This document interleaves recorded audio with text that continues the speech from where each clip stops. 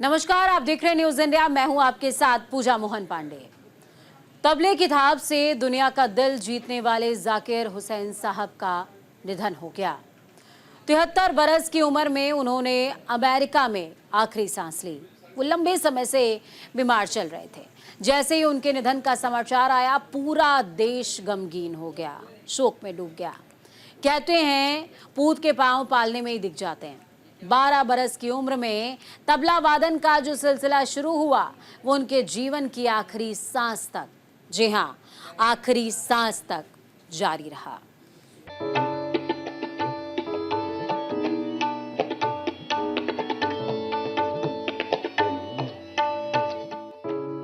रहने को सदा दहर में आता नहीं कोई, तुम जैसे गए ऐसे भी जाता नहीं कोई।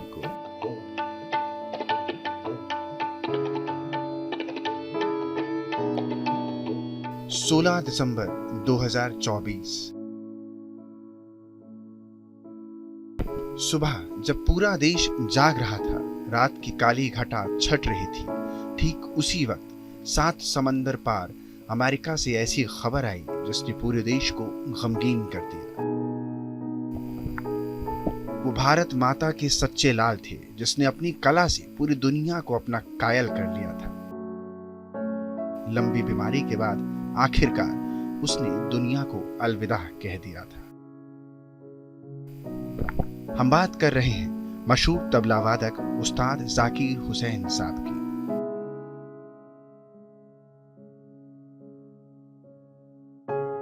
तबले का वो उस्ताद जिसकी पूरी दुनिया देती थी दाद, हम सबको रुला के चला गया आज।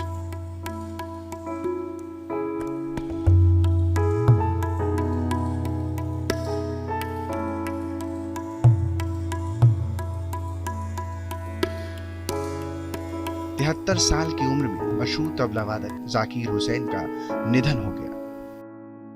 तबले के उस्ताद ने अमेरिका के सैन फ्रांसिस्को में आखिरी सांस ली। 16 दिसंबर की सुबह तबले के उस्ताद की आवाज हमेशा के लिए थम गई। जाकिर हुसैन के निधन पर पीएम मोदी ने भी श्रद्धांजलि दी। महान तबला वादक उस्ताद जाकिर हुसैन जी के निधन से बहुत दुख हुआ। उन्हें एक सच्चे प्रतिभाशाली व्यक्ति के रूप में याद किया जाएगा, जिन्होंने भारतीय शास्त्रीय संगीत की दुनिया में क्रांति ला दी। उनकी भावपूर्ण रचनाएं संगीतकारों और संगीत प्रेमियों की पीढ़ी को प्रेरित करने में योगदान देगी। उनके परिवार, दोस्तों और वैश्विक संगीत समुदाय के प्रति मेरी संवेदनाएं। जाकिर हुसैन साहब को इडियोपैथिक पल्मोनरी फाइब्रोसिस नामक बीमारी से ग्रसित थे। 2 हफ्ते से अमेरिका के सैन फ्रांसिस्को के अस्पताल में उनका इलाज चल रहा था। क्या है इडियोपैथिक पल्मोनरी फाइब्रोसिस? यह फेफड़ों से जुड़ी एक गंभीर बीमारी है। फेफड़ों में निशान ऊतक बढ़ने लगते हैं, जिससे सांस लेना मुश्किल हो जाता है। उम्र के साथ समस्या और जटिल हो जाती है। फेफड़ों के जरिए खून में ऑक्सीजन की कमी हो जाती है। शरीर के दूसरे अंग ठीक से काम नहीं कर पाते। जाकिर हुसैन के निधन से पूरा देश इस समय गमगीन है। बनारस घराने के शास्त्रीय गायक पद्मश्री राजेश्वर आचार्य ने अपनी संवेदनाएं भी व्यक्त की है। कलाकार बहुत कम होते हैं जो अपने कौशल और कलात्मक प्रस्तुति से सामान्य से लेकर विशिष्ट जन तक का मन मोह लेते हों। उनके पिता भी बहुत बड़े कलाकार थे, उस्ताद अल्लाह रखा खान साहब। लेकिन सबसे बड़ी गुणवत्ता थी कि वह उनकी सांगीतिक निष्ठा भारतीय प्रतिष्ठा के रूप में विश्व में फैली। इसमें उनके संस्कार और आचरण का भी बहुत बड़ा योगदान था। लय ताल से तालमेल उनका जो था, लगता था जैसे कोई खेल में बजा रहा है। जाकिर हुसैन को मौजूदा दौर के सबसे महान तबला वादक में से एक माना जाता है। कहते हैं पूत के पांव पालने में ही नजर आने लगते हैं। जाकिर हुसैन के बारे में कहा जाता है कि जब वो बच्चे थे तब घर के बर्तनों से तबला बजाते थे। बचपन में ही उनके परिवार वालों ने उनकी काबिलियत को पहचान कर उन्हें तबले की तालीम देना शुरू करवा दिया था।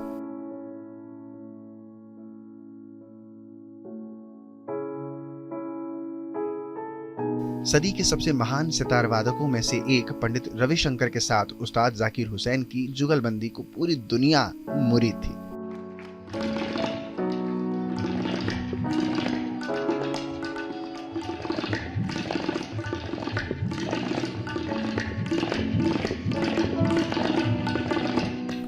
जब दोनों एक साथ सुर का तराना छेड़ते थे, उस वक्त मानो समय ही ठहर जाता था।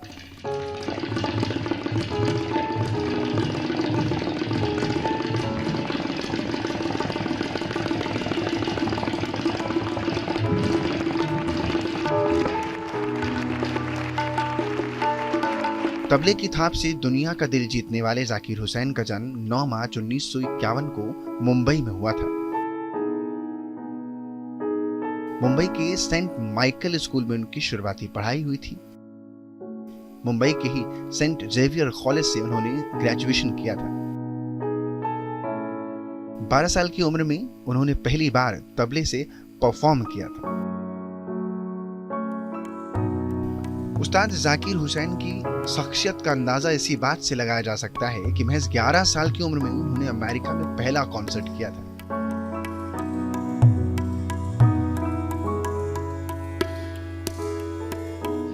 एक बार जो तबले पर उनका हाथ जम गया, फिर ताउम्र तबले का साथ उन्होंने नहीं छोड़ा।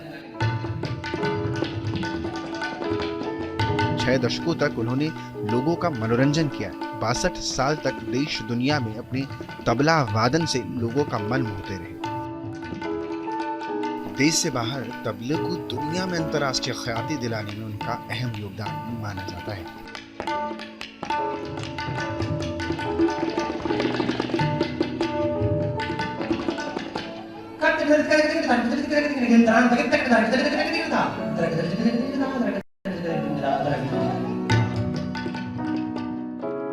बहुत बड़ी क्षति है भारतवर्ष की और विशेष रूप से हम लोगों की, जहां एक ऐसी रोशनी थे जो दुनिया में जहां गया उसने रोशन कर दिया हुआ, और उनको जितने पुरस्कार मिले बहुत कम, ग्रैनी पुरस्कार 4-4, 5-5 बार, जितने लोकप्रिय थे, तो देश ऋणी है कि उन्होंने हमारी संगीत को, तबला हमारा एक भारत की परंपरा, भारत की विधा, उसको ले जाकर दुनिया में बनाया। तो आज उनके निधन पे मैं खिराज अकीदत देता हूँ, श्रद्धांजलि देता हूँ और कहता हूँ युगों में एक जाकिर पैदा होता है।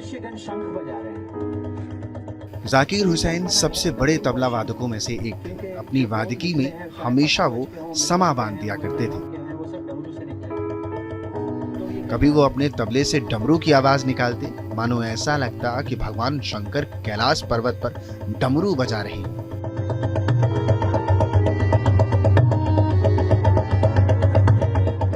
कभी शंख की ध्वनि बजाते, कभी बारिश की बूंदों का एहसास कराते, तो कभी लोगों के मन को गुदगुदा देते। उनकी कलाकारी का हर कोई कायल था, लेकिन वो कलाकारी अब खामोश हो गई, हमेशा के लिए इतिहास बन चुकी।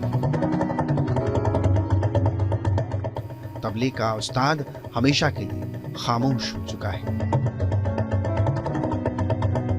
निशांत कुमार, न्यूज़ इंडिया के लिए।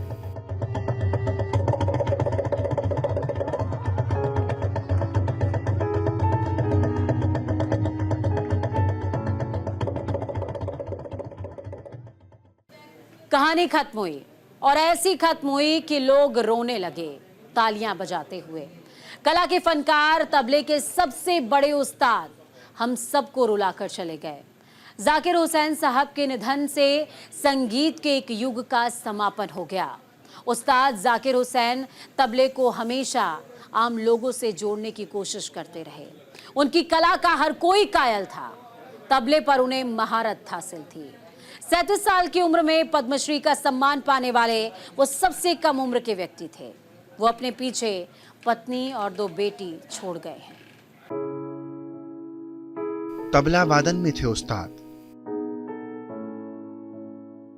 कलाकारी की देते थे सब दाद। संगीत के थे सच्चे कदरदान। जाकिर हुसैन छोड़ चले जहां।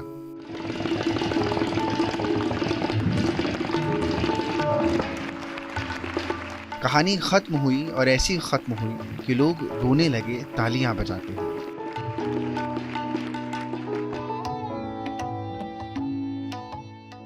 कला के फनकार, तबले के सबसे बड़ा उस्ताद हम सबको रुलाकर चले गए। जाकिर हुसैन के निधन के संगीत के एक युग का समापन के तौर पर देखा जाएगा। उस्ताद जाकिर हुसैन तबले को हमेशा आम लोगों से जोड़ने की कोशिश करते थे। उनकी कला का हर कोई कायल था। तबले पर उन्होंने महारत हासिल की थी। वो ऐसा धुन बजाते कि सामने वाला मदहोश हो जाता। एक बार ऐसे ही पुणे के यरवदा जेल में उन्होंने खूंखार कैदियों के सामने अपनी प्रस्तुति दी थी। तब कैदी भी कह उठे थे, वाह उस्ताद, क्या बात।